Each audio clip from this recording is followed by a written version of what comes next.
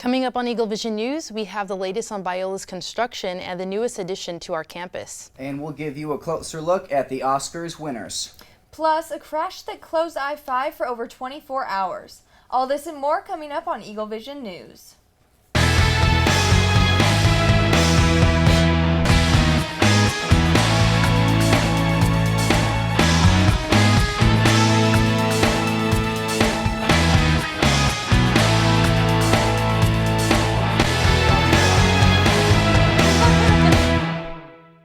Hello and welcome to Eagle Vision News. I'm Josh Clausen. I'm Brianna Jordan. And I'm Elise Kelly.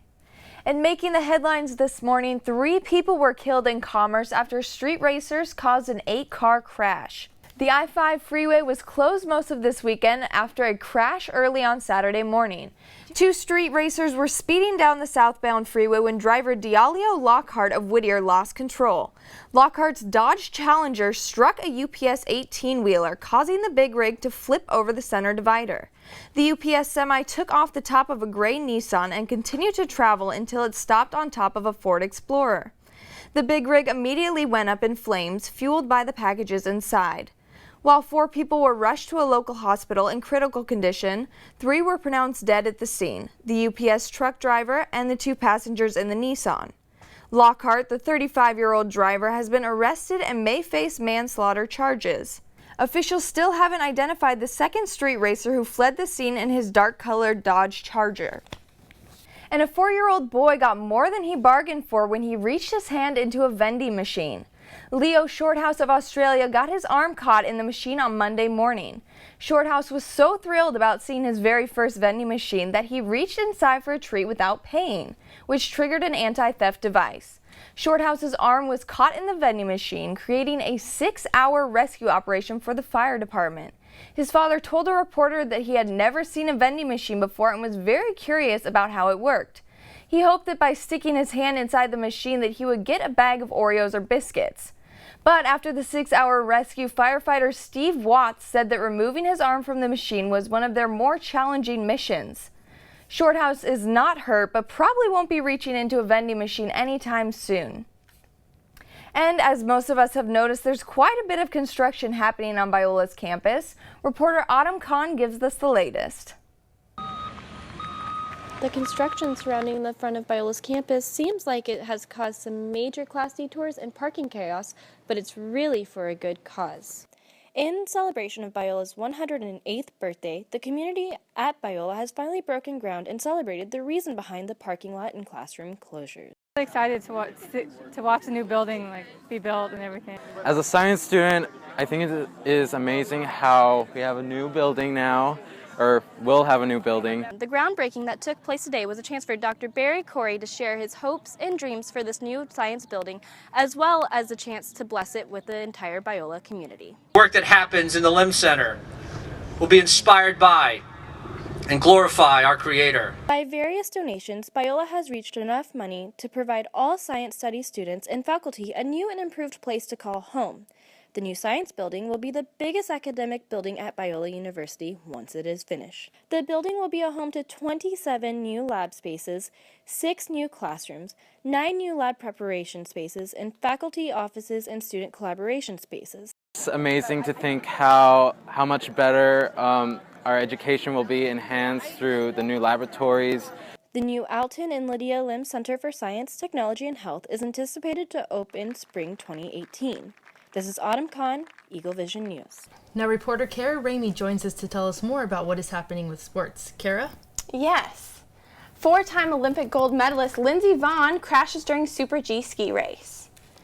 31-year-old Lindsey Vonn was evacuated off the Andorra slopes after crashing during the Alpine Ski World Cup Women's Super G race on Saturday.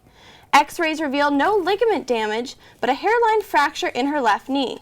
Just 24 hours after the crash, Vonn continues her lead towards her 5th gold medal, taking home 13th place. Stephen Curry hits 3-pointer, sending the Warriors to the playoffs. On Saturday, the Golden State Warriors win 121-118 over the Oklahoma City Thunder. Tied with 7 seconds left to the game, point guard Stephen Curry makes a 32-foot 3-pointer, finishing with 46 points. Curry ties the NBA single-game record. 11-year-old female basketball player reaches 1,000th varsity point. At Downey Christian High School, the leading female varsity player is Jaden Newman, a 6th grader with an averaging 9.2 assists and 30.5 points a game. Just this season opener, Newman finished the game with 57 points. Newman first joined the varsity team in 3rd grade and has helped lead the team to victory ever since. So, did you guys hear about the article going around what Stephen Curry has written on his basketball shoes? I confess I haven't. Okay, it's actually really cool. He has I can do all things written. I think it's on like every pair of his shoes that he wears for games. He does, yeah. Which is really cool. I thought that was really cool. That's really interesting. Yeah. I need to get that. Yeah. All right, thanks, Kara. You're welcome. And also happening in sports, Los Angeles will be hosting an NFL team this fall. Reporter Wayne Stevenson went to their home stadium for the details. After 22 years in St. Louis, Missouri, the Rams are coming home to Los Angeles. The Rams played in LA for almost half a century from 1946 to 1994. In their time in LA, they won 2 championships prior to the Super Bowl era. They won another during their time in St. Louis. The Rams franchise was started in Cleveland, Ohio, and has seen its share of relocations. First to Los Angeles, then to St. Louis, and then back to Los Angeles again. Rams owner Stan Kroenke also owns Hollywood Park in Inglewood, which will be the site of the Rams' new stadium. However, the Rams will be playing in a familiar venue for the next couple of years. While waiting for their Inglewood Stadium to be built, the Rams will play here at their old home, the LA Coliseum. The Rams previously played at the Coliseum from 1946 to 1979, followed by a 14-year stint at Anaheim Stadium. The Los Angeles Memorial Coliseum has a capacity of 93,000 and has hosted 2 Olympic Games. In addition to being the former and current home of the Rams, the Coliseum has been home to the Raiders, who now play in Oakland, the UCLA Bruins football team, which played there for 48 years, and the University of Southern California Trojans, who have been playing in the Coliseum since 1923. As the Rams return home to the Coliseum, the stadium's management has a lot to prepare for. Well, some of the unique parts about the Rams and their integration here to the Coliseum is all of the outside things that we get to do before they arrive. Major construction will be underway by the time the Rams get here to upgrade all of our field lighting. So we will put a large package together to change the way our field lights look. In addition to that, we will probably expand some of our security procedures to align ourselves with the best practices that the NFL provides. After all of these preparations, the Coliseum will be ready to host Los Angeles Rams football games. Fans will find out later this spring when the first game will be, and tickets will be available online. I'm Wayne Stevenson, and this is Eagle Vision News. And now anchor Josh Clausen is here with entertainment. Josh, we've heard about the Razzie Awards a few times, and we're a little curious. Can you tell us a little more about those? Yeah, Elise, a few things are happening in the world of entertainment today, one of which is the new season of House of Cards. But first, we're going to talk about the Razzie Awards. 50 Shades of Grey and Fantastic Four cleaned up on Oscar Eve at the Razzie Awards and took home the title for year's worst film. On Saturday night, the 2 movies shared the winning title for Worst Picture of the Year. Fantastic Four was additionally recognized for Worst Remake and Ripoff. Josh Trank, the director, was also credited as Worst Director for heading up the film. As for 50 Shades of Grey, the film got peppered with several negative labels. Dakota Johnson and Jamie Dornan were named Worst Actor and Actress. They also shared the Worst Screen Combo Award. In addition to being Worst Picture and having the Worst Actress with frowned-upon chemistry, the screenplay also scored a Razzie for Worst Screenplay. Establishing the bad films a day before celebrating the good ones. Sounds like a solid evening. On a more positive note, House of Cards Season 4 premieres today. The political drama starring Kevin Spacey and Robin Wright is back for another season full of power, corruption, and politics. House of Cards is the first Netflix original series to be produced, and the success of the show has paved the way for the popularity of the Netflix original series category. The show has won 2 Golden Globes, a Screen Actors Guild Award, and an Emmy. The full 4th season is on Netflix today, and whether or not you're into watching powerful people lie, cheat, and murder to get what they want, the show's success is an important part in the evolution of TV programming.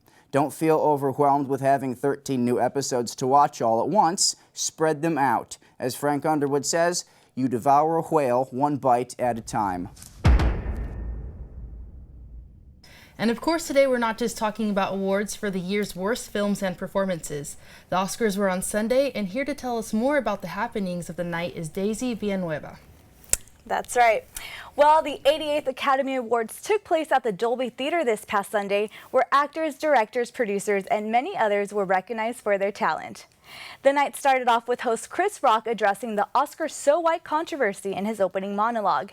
During his introduction, Chris made some jokes about the all-white nominees, but then got serious about the lack of diversity in films and called out Hollywood for being racist. Chris ended his speech by demanding change in the film industry and asked that black actors would also be given the opportunity to be nominated for lead roles. As the night continued, many musical performances were held by Sam Smith, The Weeknd, and Dave Grohl. But it was Lady Gaga's emotional performance of her Oscar-nominated song Till It Happens to You that brought many to tears as she was joined on stage with sexual assault survivors. Before her performance, Gaga reached out to pop singer Kesha, tweeting she would be thinking of her during the performance. And the most awarded film of the night was George Miller's post-apocalyptic film, Mad Max. The film won 6 Oscars for editing, makeup, production design, sound editing, sound mixing, and costume design. The journalism drama Spotlight won this year's Best Motion Picture. And after 6 nominations, Leonardo DiCaprio finally took home an Oscar. Leo won the award for his leading male role as Hugh Glass in the movie Revenant. He received his Oscar with standing ovation, and fans all throughout social media platforms congratulated the actor on his big win. Leo later tweeted, "Thank you to the Academy and the incredible cast and crew of The Revenant." Thanks, Daisy. You're welcome. And a popular music store in LA hosted an event for some furry friends this weekend. Reporter Kiara Bernal has the story. Amoeba Records, usually known for drawing in music lovers, brought in a different type of crowd on Sunday afternoon. Partnering with LA Weekly, Best Friend Animal Society drove up to the music store in their mobile pet adoption truck, hoping to find their friendly pets a new home. And our goal is to have a no-kill Los Angeles. So we rescue all of our animals out of the LA City shelters. And they are pulled and brought to our facility where we don't euthanize. We keep them till we find them homes. Best Friends Animal Society hopes to make Los Angeles a no-kill zone for all the animals that are currently in shelters throughout the city. We have here Sir Chico. He is a Staffordshire Terrier, but as some of you guys may also know, as a pit bull. But honestly, he is so loving and so kind, has been super friendly with me. And we're just hoping that today is his lucky day to get adopted, and I'm hoping that someone falls in love with his beautiful brown eye just as much as I have. The mobile adoption team conveniently brings pets to any location, making it easy for people to access these animals. So I think it's really cool that they bring out a truck with actual animals to adopt for people to see in a really packed area. I think also a lot of times people don't expect they're gonna buy animals, and somebody's gonna walk by and see that dog and be like, holy, I need that dog. Although this is a new way of promoting animal adoption, this organization has several locations one can visit and is striving to push their goal of saving lives one adoption at a time. This has been Kiara Bernal, Eagle Vision News. Now it looks like we can finally disregard all those memes on the internet about Leonardo DiCaprio not winning his Oscar, because he finally did. And besides host Chris Rock poking fun at the hashtag Oscars So White controversy, the night could not have been any more awkward until Rock appointed Stacey Dash as the director of the Minority Outreach Program. Take a look. I cannot wait to help my people out. Happy Black History Month. Thank you. Just shut up, Stacey. You've already caused enough damage with your nonsense, and no one even really knows who you are. Besides that, congratulations to all the winners, including you, Sam Smith. You probably heard something about the Damn Daniel Snapchat videos that have gone viral, but what exactly is all the buzz about? They're videos by a Riverside High School sophomore, Joshua Holes, of him saying, "Damn, Daniel," and "back at it again with the white Vans" to his friend Daniel Laura, who seems to dress very clean and always has a new pair of Vans but seems very uncomfortable. The video started out on Snapchat and eventually moved its way to YouTube and Twitter and the rest of social media. And they had become so popular, it led to a swatting call to Joshua's home. Swatting is when someone calls the police to report something false, causing the cops to show up banging at your door. It all turned out good in the end, though. Or did it? The boy behind the camera and Damn Daniel made an appearance on The Ellen Show, where Daniel got a lifetime supply of Vans, while Joshua got a surfboard with Ellen's name on it. Lifetime supply of shoes or a surfboard? I think I would choose the shoes. They're a lot cheaper than Yeezys. And finally, speaking about Yeezy, Dr. Phil went on the Late Late Show with James Corden and diagnosed Kanye West with pretty much being a narcissist. No surprise there. In the past couple of weeks, Kanye has gone on a Twitter tirade, including against Wiz Khalifa. Dr. Phil says this is a side effect of society's addiction to oversharing, which does seem to be true. Just take a look at all the ridiculousness of Damn Daniel. But hey, it works for Kanye and it gets people talking. Speaking of talking, talk to me on Twitter at Brianna Jordan about anything internet related. That's it for Too Much Internet. See you next week. Okay, so the whole Damn Daniel thing, I hadn't heard about it until one of my friends randomly threw it out there. Where did it come from? It's the sophomores over there in this high school in Riverside, and then like they just blew up on Snapchat and like a whole bunch of social media platforms. But it's really cool because there's been like a lot of remixes of the Damn Daniel voice into like really good songs. That is fascinating. Yeah. It's what Snapchat can do, I guess. Yeah. Well, Malibu had some fun yoga culture this weekend. Reporter Brooke Carlucci has the story. Los Angeles locals get their morning stretch and relaxation fix while doing yoga in the heart of Malibu Winery. Every Sunday, yogis come to Malibu to take a yoga class right here in the backyard of Malibu Winery. Classes start at 8:30 in the morning, and word is spreading all over Facebook about this hatha-style yoga class. I kind of just came across this one, and I clicked interested, but I mean, I didn't click going or anything, but she ended up saying, like, do you guys want to go? And we ended up actually coming here. The outdoor environment at Malibu Winery sets apart this yoga class from any other indoor studio class. You know, they're here to hang out with their friends, and they don't feel the pressure of, you know, a super quiet space. So that's really exciting to see people do something for the first time, even if they've been trying yoga for a long period of time. And then just being outside is so nice, getting the sun and hearing the birds and just being in nature, especially for Shavasana. It's so nice just to feel grounded to the earth, and it's actually the earth and not a studio floor. Malibu Winery's unique outdoor approach is designed for all types of people and yoga levels. The best part, some might ask? The brunch afterwards. Sounded like a great idea, so I sent it over to my friend, like, do this with me. Love me and do this with me. For Eagle Vision News, this has been Brooke Carlucci.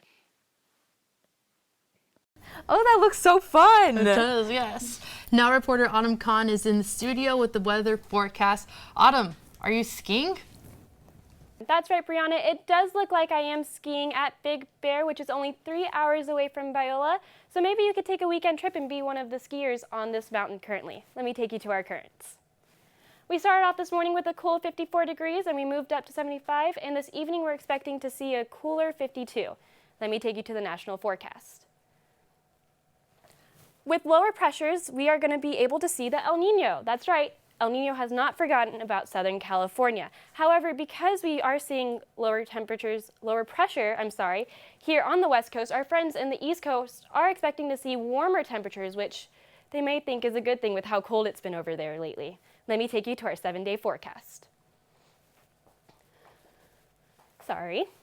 On Wednesday, we have partly cloudy skies, and on Thursday we see something very similar to what Wednesday looked like, and then on Friday we see it cooling down just a little bit, but I really want to focus in on the weekend where we will see partly cloudy skies, and the rain will start on Saturday night, and we'll see a cool 69 degrees, which is going to be the first time we see the temperatures in the 60s in a really long time here in Southern California.